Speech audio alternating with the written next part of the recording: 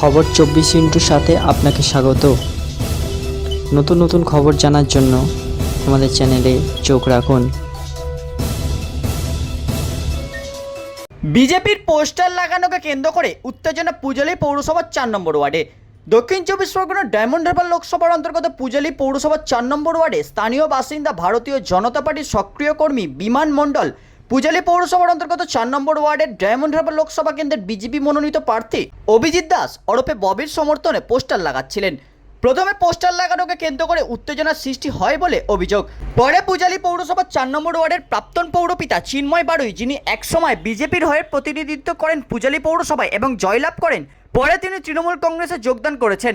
সেই বিমানমণ্ডলের সঙ্গে চিন্ময় বাড়ুইয়ের প্রথমে বচসা শুরু হয় এবং পরে ঘটনাস্থলে আসেন পূজালী পৌরসভার অ্যাডমিনিস্ট্রেটিভ বোর্ডের পৌরপ্রধান তাপস বিশ্বাস। ওই বিজেপি কর্মীর অভিযোগ, এরপরেই তৃণমূলের বেশ কিছু জন এসে তাকে বেধড়ক মারধর করেন এবং পিস্তলের বাট দিয়ে মাথায় আঘাত করা হয়। তখন তার কিছু সময়ের জন্য জ্ঞান হারিয়ে যায়। এরপরে মাটিতে ফেলে বেধড়ক লাথি ঘুষি মারা হয় এবং অকথ্য ভাষায় গালিগালাজও করা হয় বলেও অভিযোগ। তারপর তাকে তুলে নিয়ে গিয়ে পূজালী থানায় ফেলে দেওয়া হয় বলেও অভিযোগ। পূজালী থানার ভারপ্রাপ্ত আধিকারিক সঙ্গে সঙ্গে তাকে একটি স্বাস্থ্যকেন্দ্রে পাঠায় চিকিৎসার জন্য। পরে ওই দিন রাতে পূজালী থানায় আসে ডায়মন্ড হারবার লোকসভা কেন্দ্রের বিজেপি প্রার্থী অভিজিৎ দাস ওরফে ববি। ওই কর্মীকে নিয়ে পুলিশের কাছে লিখিত অভিযোগও জানান তিনি এবং ডিএম, এসপি ও নির্বাচন কমিশনারের কাছেও অভিযোগ জানানো হয়। ওই বিজেপি কর্মী ধীমানের পরিবার নিরাপত্তাহীনতায় ভুগছেন বলে অভিযোগ। আজকে কেন প্রত্যেক দিনে অভিযোগ হচ্ছে? আজকে আমাদের ধীমান হচ্ছে আমাদের, আমি ওকে মাঝে মাঝে বকি যে তুই এত শান্ত কেন, কে তোকে রাজনীতিতে আসতে বলেছে? 10টা চড় মারলে ওর মুখ দিয়ে আওয়াজ বেরোয় না। সে ধীমানের অপরাধ হচ্ছে আমাদের যে মোদিজির যে সমস্ত দেয়ালে যে ওই স্টিকারগুলো ওগুলো লাগাচ্ছিল ও আর অসুবিধা আমাদের যেখানে একজন বিজেপির লিডার, ব্যাস এটাই তার অপরাধ।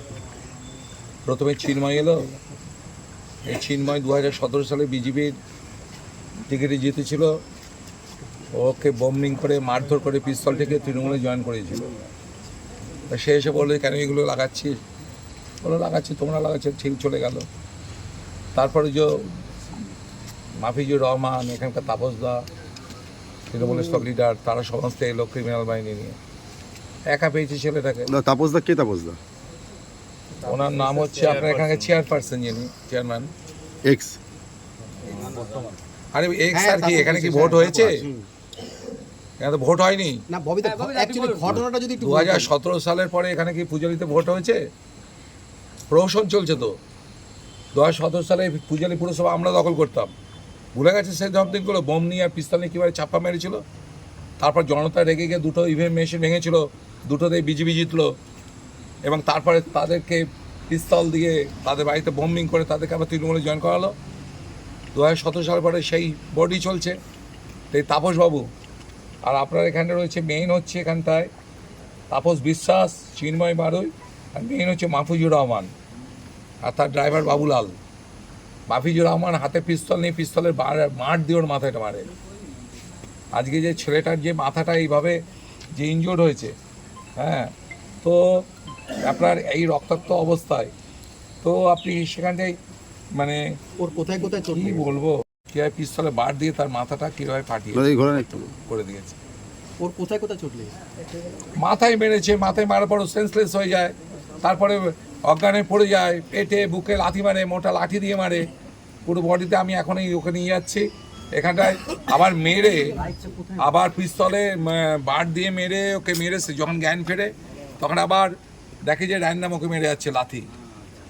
আবার ওকে বাইকে করে চড়ে নিয়ে এসে বলে তোকে লকআপে ঢোকাবো, বলে এখানে ফেলে দিয়ে যায়। ভাগ্য ভালো, মানে আমি ধন্যবাদ দেবো এইখানকার পূজালী এই থানার আইসিকে, যিনি রক্তাক্ত অবস্থা দেখে সঙ্গে সঙ্গে ওকে এখানকার স্থানীয় প্রাথমিক স্বাস্থ্যকেন্দ্রে পাঠায় পরিবারের হাতে। তা সেখানে তো আর স্ক্যান হবে না। পুলিশ কি বললো? আপনারা যে এলেন থানা, পুলিশ কি বলছে? না, পুলিশ বললো যে আমি ওই অবস্থা দেখে, বড়বাবু বললেন যে আমি এই অবস্থা দেখে আমি সঙ্গে সঙ্গে পাঠিয়েছি ওই রক্তাক্ত অবস্থা দেখে। ওরা ওর নামে কমপ্লেন একটা জমা দিয়ে গেছে, কিন্তু আমি বুঝতে পেরেছি যে ওকে মারধর করে ওরা এখানে দিয়ে গেছে। তা আমাদের কমপ্লেন দিতে বললেন, আমরা কমপ্লেন জমা দিয়ে এখানটা লিখে দিলাম। শুধু তা নয়, এ হচ্ছে সিলকা সম্প্রদায়ের, ওরা সেটা জানতো।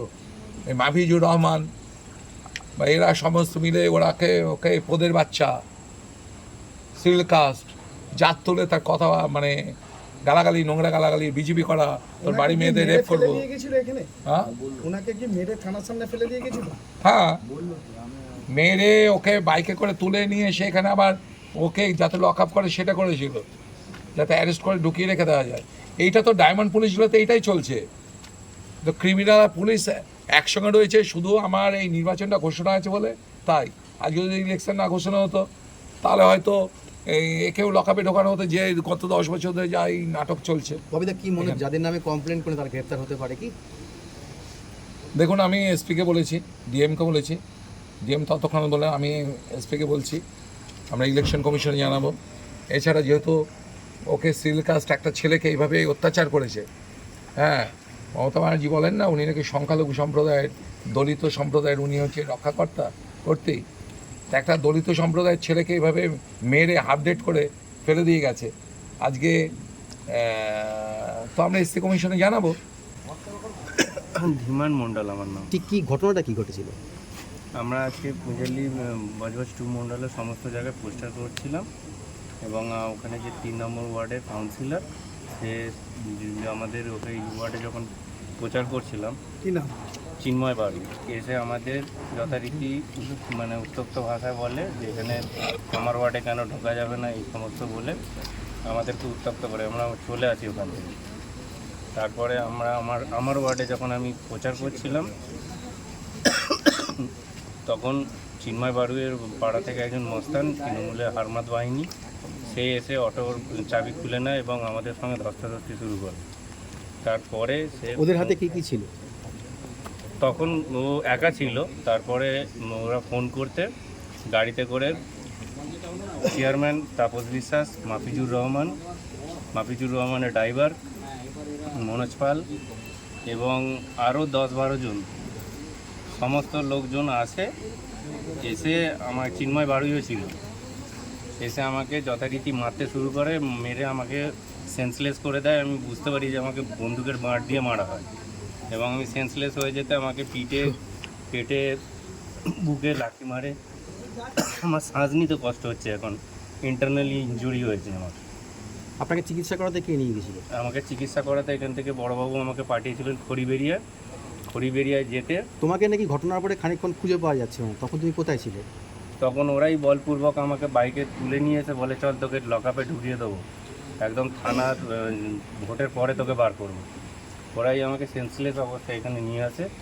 তারপরে বড়বাবুর প্রচেষ্টায় আমি মানে আমার যারা বাইক, তোমাকে মেরেছে তারাই তোমাকে থানায় নিয়ে আসে? হ্যাঁ, আমার বাইক ভেঙে দেয়, আমার মোবাইল ফোন ছিনিয়ে এটা নেয়। কোথায় হয়েছে? জায়গাটার নাম কি? 4 নম্বর ওয়ার্ড, বিটমনি রোড। আচ্ছা, তারপর? তারপরে আমাকে ওখান থেকে বাইক ভেঙে দেয়, আমার মোবাইল ছিনিয়ে নেয়। এখানে আনতে বড়বাবু আমাকে চিকিৎসা করতে পাঠায়। সেখানে তৃণমূলের হারমাত বাহিনীরা আমাকে চিকিৎসা করার আগেই ডাক্তারবাবুকে নিয়ে গিয়ে সাইডে কি বললো জানি না, আমার মেডিকেল রিপোর্টে লিখেছে আমি নাকি সাইকি। আমি একজন নমশুদ্ধ পরিবারের ছেলে, আমাকে যাচ্ছে তাই ভাষায় গালাগালি দিয়ে হয়েছে, আমার জাত তুলে নিয়ে কথা বলা হয়েছে এবং আমার মা বোনকে ধর্ষণ করা হবে এই বলেছে। আপনারা থানায় অভিযোগ করলেন? আমি থানায় লিখিত অভিযোগ করেছি, এবার দেখি প্রশাসন কী ব্যবস্থা নেয় ওদের সম্পর্কে।